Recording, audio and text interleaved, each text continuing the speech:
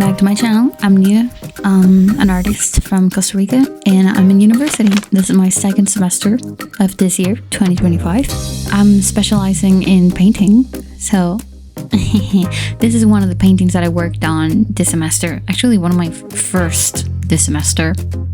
It's mixed media. Yeah, let's call it mixed media. This was quite an experiment for me. I had never tried to do something like this before. As you can see, or maybe you can guess, that I'm working on top of wood. So this is wood that I primed, I gessoed, and then I painted white, and then I sketched my painting on top, and then in the blank space I basically glued down a lot of like good quality paper. I think it's like 350 gram paper, and everything that was paper was painted with Gansai Tambi. I love those. Material that I'm obsessed with. I swear, if I see one more person calling them watercolors, I've seen so many people just not knowing how to use them. I gotta make a video about that. But yeah, these are Gansai Tambi. I use mostly Kuretakes. I really like Kuretake. I love that brand. And I also have some that my host mother had gifted me, but I'm not sure of the brand. So yeah. And where the paper was, I painted with a Gansai Tambi, and where I left the wood just uncovered, I painted with acrylics. And this painting was about like how we're all sort of shells or containers for souls, how we're more than just our appearances, our bodies, and what really matters is what is the unseen, the immaterial, our souls, our personalities, the consciousness that exists within.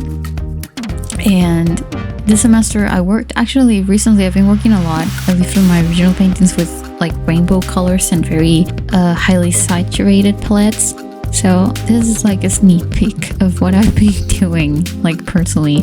If you want to see the whole process uncut of this painting, then it will probably be up on Patreon in like a month or two. But yeah, I used acrylics, Gansai, and paper attached to wood. On a side note, on Patreon, I will be uploading more in-depth videos specifically about the kind of paintings that I produce for art school, how I come up with the ideas, the experimentation, and all of the process, so be on the lookout for that in the future. And of course, I was really busy this semester, so that means a lot of to-do lists.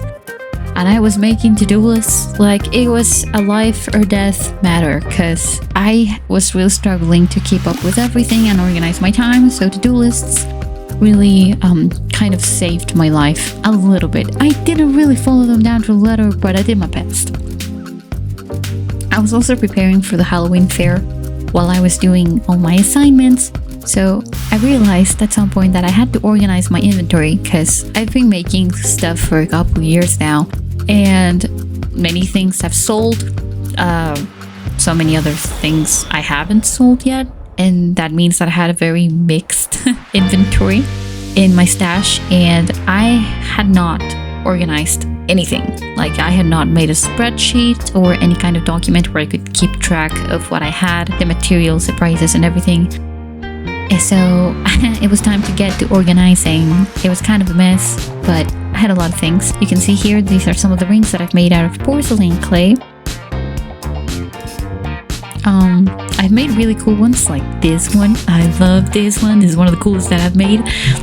It's like a demon eye. It's like a goat pupil. I like it. I've also made like a demon mouth and a Mike Wazowski one. I've made plenty of stuff. I've also made bracelets and earrings and keychains in my time.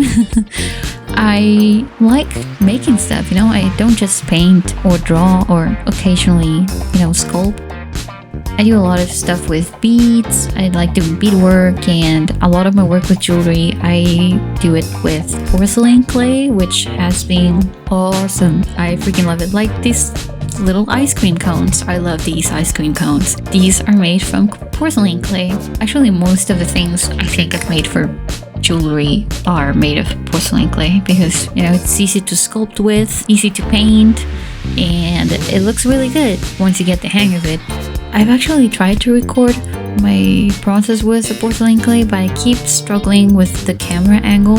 I haven't quite found the camera angle from where you can see my hands and what I'm doing and like my surface.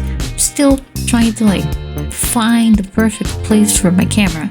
And I say camera, but it's not really camera. It's just my phone because I record everything with my phone. So yeah, I had a really busy time. So here I was making my spreadsheet. And actually, I don't think I ever updated the spreadsheet after the fair. So yeah. Somehow I've ended up making a little moth. First I was thinking of Mothman, and that somehow turned into this little guy. I don't know. I mean, I think it's clearly a moth. Couldn't really... I've never studied moths before.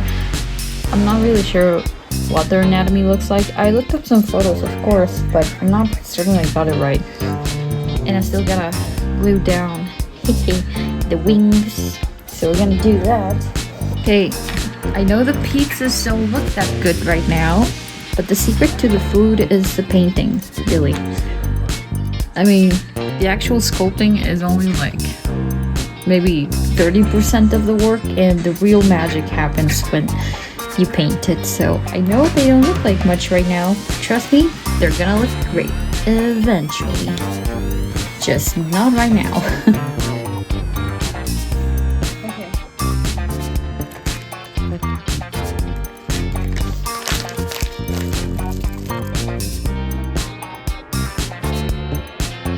Okay, so here I was gonna make slip, and this is one of the tricks to gluing parts together with porcelain clay.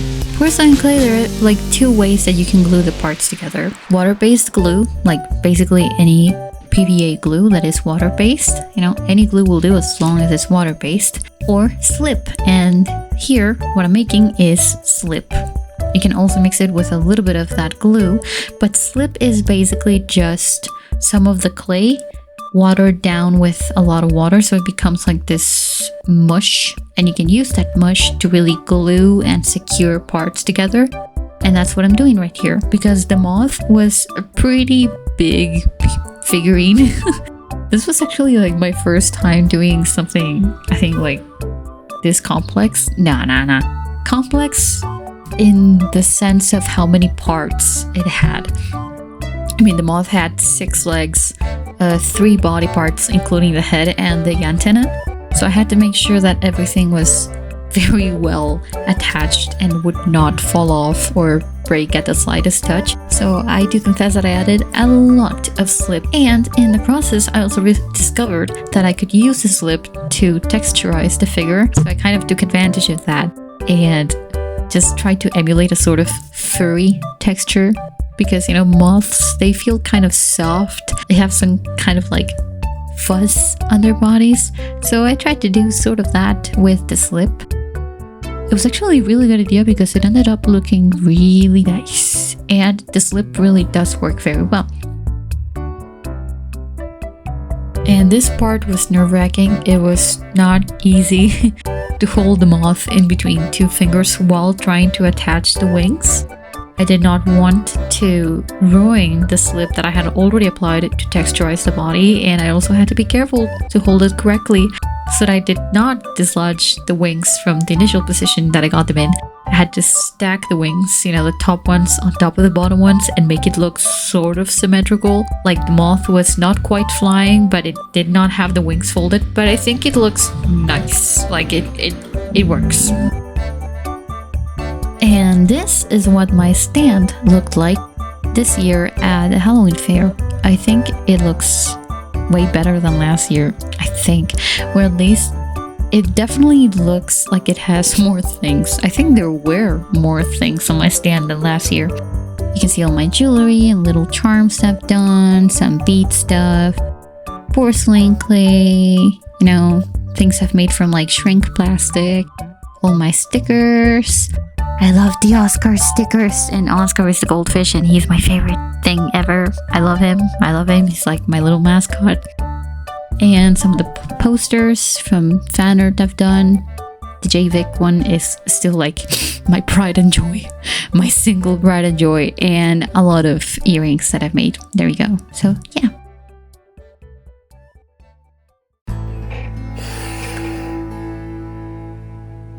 Why is it that every time I film one of these, it's me losing my mind over everything that I have to do? The second semester between, right at the end of October and before December, basically November is shit. Because suddenly everything speeds up. You realize, oh, wait a second, there are only four weeks left to work on every single project that you have to turn in the first week of December. Everything has to be done at the same time.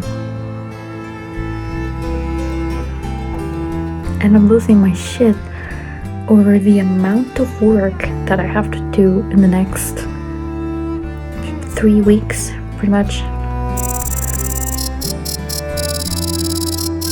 I mean, I have 2 deadlines for next week that I seriously need to work on. And for the 1st of December, I have a lot of work. It's probably that project, well, 2 projects that I have to turn in the 1st of December. Those are probably the biggest, not just in how much work I have to do, but they're literally probably the biggest. Oh, I don't know, still not sure about it. The first one is gonna be like this. I have to turn 2, right? I have to turn in 2 that same day. The first one is 3-dimensional, so it has to be, I think, 30 by 40 centimeters. Still trying to work that one out. I had to completely change course because I realized that what I wanted to do wasn't really viable right now for me because of space and stuff. So and then I have to do another one that is completely free. I can do anything at all, and there are no restrictions or limits or any instructions on the second one that I have to turn in for the 1st of December. So I'm like, I also have to start to work on that one because it's for the same day. So I gotta start working on it too, and I have no idea what to do. I've just realized that I'm in deep shit because I am really far behind. Well, yeah, I'm far behind. So, like, I have everything mostly, like 80% of everything figured out, but in here, it's not yet in the physical world. Okay, so there's 3 huge paintings for the 19th. For the 1st of December, there's, all the experimentation work for the 3-dimensional project, the 3-dimensional project itself, and another project that is probably going to be around the same size. Also 3-dimensional, I'm thinking. I have an artwork analysis, sort of an essay, an analytical essay due for, next Wednesday.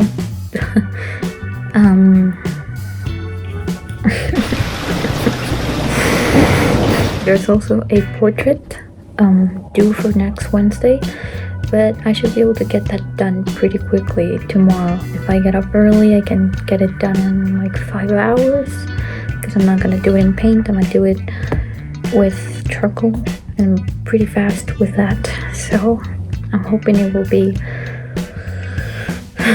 smooth work. If I seem like I'm getting tongue-tied it's because of the stress. Because I'm freaking out. My mind is trying to like process all the possibilities and the task lists. Because I am making task lists like they're a government plan that I'm likely not gonna listen to. At least 50% of it is gonna be ignored. 100 years later, because I'm a professional rambler, for real had cut out like 20 minutes out of this part. Yeah, I don't know. I feel like I haven't really been enjoying it this semester. The process. I mean, I haven't really been enjoying the process, and I don't know. I want to enjoy it, obviously, but it's like I'm not quite present. I'm behaving very machine-like at the bare minimum. Like I'm not functioning very well this semester. I don't know. I feel like I've been sort of dissociated. I don't know. I'm gonna try to do what I can in this last month. Can you believe it? This is the last month of the semester. And we're already on the first week of November. So basically I have 3 weeks and 3 days left. Sure do hope I don't lose my mind. Wish me luck, and let's see how we do. These are some of the things that I made this semester. My first ever oil painting studies, which I really, really enjoyed painting. I wasn't really on board with the texture of the oil paint at the beginning because it is kind of buttery, but I ended up really enjoying it. It feels weird, but I liked it. So these are some of the things that I also did this semester. Another random thing from this semester. My first attempt at making a doll. Didn't turn out that good. But, I mean, the torso is okay. The arms and legs aren't okay. That's because I didn't account for, like, magnet space and stuff. And now the legs are so big that they kind of look like chicken thighs.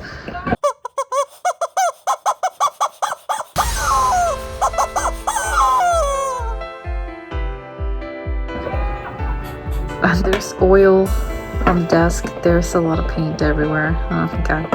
But yeah, I guess these are, you know,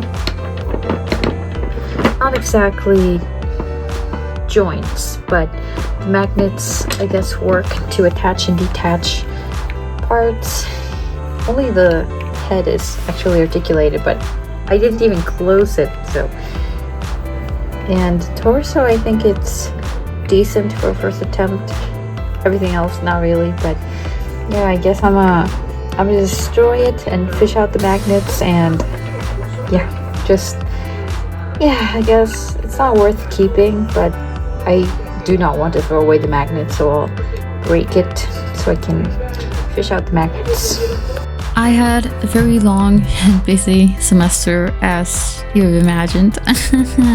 I ended up doing well, I think. I did a good job, and I managed to turn in everything on time, and I think I had good grades. So I'm overall pretty happy. Pretty happy with how the semester went, and here I was trying to clean up my palettes after all the violence I saw this semester. It took me like an hour to clean them up, but I finally was able to see the metal again. And they look so nice when they're clean. I had a very nice semester. I met a lot of people. I made new friends, which I'm really excited about. I went to see different art expositions a couple of times. I went walking in the forest, and I had really good grades despite you know, for real panicking for a moment there. For a moment there, I was really panicking and thought I wouldn't make it, but I passed all my classes with good grades, so I'm very happy. And 2025 is coming to an end very, very soon, and I'm just looking forward to the next year and everything that I'm planning to do and to make. And I hope that I can keep creating and enjoying things. If you want to watch more of this and more what I do and some gameplays that I'm still editing, subscribe, you know, follow. I'm pretty active on Instagram, and I'll see you in a couple of weeks for a Christmas video. Bye!